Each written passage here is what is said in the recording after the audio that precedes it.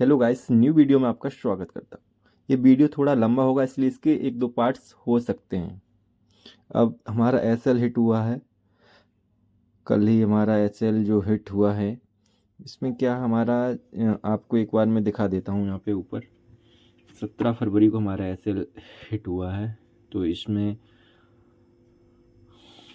जो हमारी आईडी में बैलेंस था लगभग सब जीरो हो गया है। 14,539 का बैलेंस था, 6144 रुपये एक्स्ट्रा गए हैं। बाकी तो हमारा स्टॉप लॉस था ही था, जो भी हमारा स्टॉप लॉस था 8395, ये हमारा एसएल था।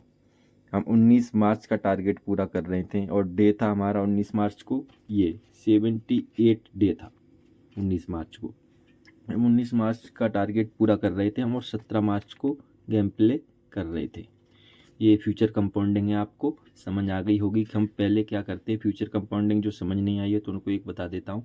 हम क्या, ये जो प्लेइंग डेट है इसमें तो रियल डेट चल रही है, किस तारीख को आपने प्ले किया है। और ये टारगेट वाली जो रियल, इसमें थोड़ी ये रियल नहीं है ये वाली, हाँ ये जो टारगेट वाली डेट है, एक बार इसमें मैं मेंशन करता हूँ TGT, ये TGT टारगेट डेट, ये टारगेट डेट है। और जो हमारी ये प्लेइंग डेट है, किस दिन हमने प्ले किया है, वो हमारी यहाँ पे डेट मेंशन हो रही है। अब हमने क्या 19 मार्च का टारगेट पूरा किया था। हम पूरा क्या करने जा रहे थे तो हमारा एसएल हो गया था, और हमारा 14,539 का पूरा ही आईडी जीरो हो गया, और 6144 रुपये हमने एक्स्ट्रा अपने एसएल से गवा दिए, जो हमको नहीं गवाने थे। कोई बात नहीं, साल में पहला एसएल हुआ, लेकिन हमारी तैयारी नहीं थी वेट मैनेजमेंट की, इसलिए बड़ी वेट लगी और ये सब हुआ। और दूसरा हमारे पास टाइम का इशू था, टाइम नहीं होने से बड़ी वेट लगी है। बाकी मैं आपको एक बार एसएल कैसे हिट हुआ वो मैं दिखा देता हूँ, वो समझा दिया मैंने आपको। 17 फरवरी को हम ये एसएल हमारा हिट हुआ, और 19 मार्च का हम टारगेट कर रहे थे पूरा, तब 14,539 चला गया हमारा जो अमाउंट था। और फॉल बैक ऑन 11 मार्च, अब 11 मार्च पे हम आ गए। वैसे हमको 5 दिन पीछे जाना था, और जैसे ही हम टारगेट कर रहे थे 19 मार्च का, 19 मार्च का टारगेट पूरा कर रहे तो हमको 18, 17, 16, 14 और 13 मार्च का जो हमारा प्रॉफिट था। अब 13 मार्च के प्रॉफिट पे जाएंगे, एक बार मैं दिखा देता हूँ 13 मार्च का प्रॉफिट। हाँ, 13 मार्च के प्रॉफिट जो हमारा लगभग 1,04,000 या कुछ अमाउंट का जो होना था, उस पर रुकना था हमको। लेकिन हम रुके कितने, 1,01,000 पे, यानी 11 पे रुके हैं, 11 पे करीब रुक गए। तो ये हमारा ज़्यादा अमाउंट चला गया, जो 6,1 के समथिंग, 6,000 के समथिंग था। कोई बात नहीं, बाकी आपको इतनी समझ में आ गया। हमारा नेक्स्ट टारगेट जब हम 11 मार्च पे आ गए तो हमें अगेन फिर स्टार्ट करना पड़ेगा, कहाँ से, 12 मार्च से।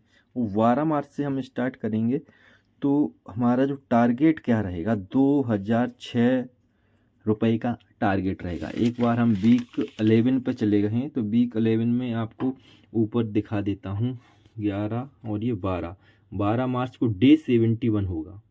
और हमारा जो टारगेट रहेगा, इसमें लिखा हुआ है 12 मार्च में, काफ़ी इसमें ट्रिकी आपको लगेगा, लेकिन एक बार आप समझ जाओगे तो आपको पता चलता रहेगा। 12 मार्च का ये जो टारगेट है हमारा 7830 का स्टॉप लॉस है, टारगेट है 2006 का।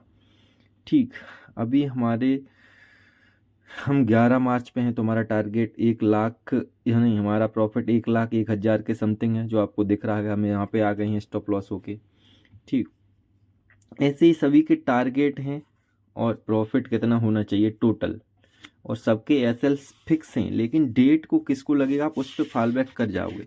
इसलिए मैं सॉफ्ट पेंसिल से लिखता हूँ, बाद में इसको मिटा देता हूँ, क्योंकि कोई ज़रूरी नहीं है कि भाई टारगेट कब कितनी बार स्टॉप लॉस लगेगा और कितनी बार आप प्ले करोगे। ठीक, इसी तरह का आपको धीरे धीरे समझ में आ जाएगा कितने का टारगेट है, कितने का स्टॉप लॉस है। बाकी फ्यूचर कंपाउंडिंग हमारी एसएल हमका लग गया है तो हमारा भाई ऐसे ही होता है कि अगर हमने ये फ्यूचर कंपाउंडिंग में होता क्या है, आप जैसे हमने 17 फरवरी को गेम प्ले कर रहे थे, एक बार फिर दिखाता हूँ आपको। ये 17 फरवरी की जो हमारी प्लेइंग डेट थी, 17 फरवरी की थी। अब 17 फरवरी को हमने जब गेम प्ले किया और हमारा स्टॉप लॉस था जो 17 फरवरी के अकॉर्डिंग 19 तारीख को दे 8395 SL 8395 था, और उस पर हमको रुकना था इतना लॉस करने के बाद, लेकिन हम लॉस रुके नहीं और 14,539 जो हमारी आईडी में बैलेंस था वो भी उड़ा ले गया, और 6144 रुपये हमने एक्स्ट्रा लॉस किए। ये एक्स्ट्रा लॉस हुआ, इसको हमको या तो विड्रॉल कर लेना था। मैं 1-2 बार देख रहा हूँ, अगर हम स्टॉप लॉस पे अगली बार नहीं रुके, अगली बार से तो हम गेम प्ले करेंगे नहीं, क्योंकि हमारे पास टाइम का इशूज़ है। एक बंदा सैलरी पर रखा, उसको मैं समझा दूँगा। हम बैट ब्लाइंड बैट हम देंगे उसको। ब्लाइंड बैट में क्या होता है मैं आपको दिखा देता हूँ एक बार। ब्लाइंड बैट में क्या होगा कि मैंने पहले से ही बैट फिक्स कर रखी है कि पहली बैट लगेगी हमारी फैंटन गेम में बिग पर अमाउंट क्या रहेगा, अमाउंट भी इसमें रहेगा फिक्स। वही अमाउंट आपका रहेगा, मान के चलो 20 रुपये का। पहली बैट बिग पे है और ये फैंटन गेम है, गेम का पता चल गया। बैट किस पे लगानी, बिग पे। अमाउंट का हो गया। अब ये बैट पास हो जाती, 2 कंडीशन रहेंगी। इफ़ पास हो गई तो क्या करना है, और इफ़ फेल हो गई तो क्या करना है।